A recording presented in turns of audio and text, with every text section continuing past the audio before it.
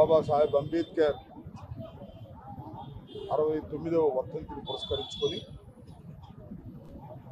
YSR Congress party తరఫున వారికి ఘనంగా అందరం వచ్చి నివాళులు అర్పించడం జరిగింది.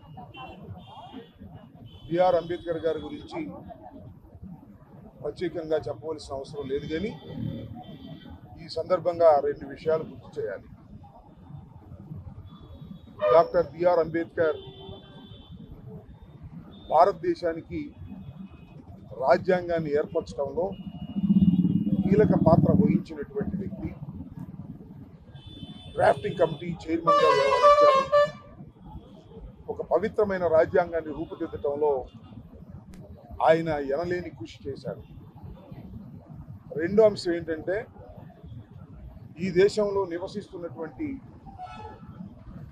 బహుళ జాతీయులు, ముఖ్యంగా దళితులు, అణగారిన వర్గాలు, వారు అందరితో పాటు ఎదగాలి అంటే రిజర్వేషన్లు కావాలని పట్టుబట్టి ఆ రిజర్వేషన్ల రాజ్యాంగంలో పొందుపరచడం వలనే ఇవాళ పెద్ద స్థాయిలో అణగారిన వర్గాల నుంచి చదువుకొని వృద్ధికొచ్చి దేశంలో కీలకమైన పాత్ర పోషించగలుగుతున్నారు బడుగు బలహీన వర్గాలు. అంటే అది అంబేద్కర్ గారి ఆలోచన వల్లనేనని ఈ సందర్భంగా నేను చెప్పదలుచుకున్నాను.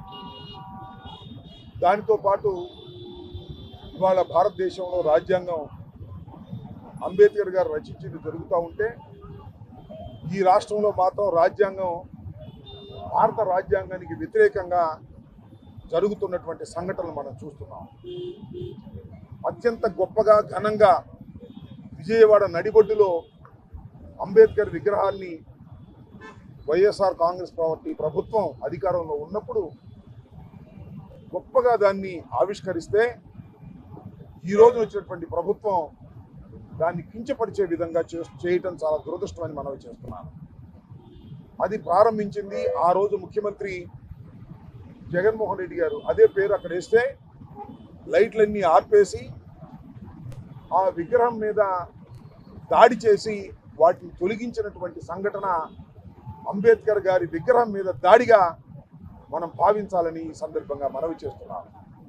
విజయవాడ నడిబొడ్డులో అంత గొప్ప విగ్రహాన్ని ఆవిష్కరించినటువంటి ప్రభుత్వం మీద, ఆ విగ్రహం మీద జలసితో ఈ ప్రభుత్వం కుతకుతలాడిపోతుంది. బయటికి చెప్పలేదు, ఖండించలేదు, లోపల మాత్రం బాధ.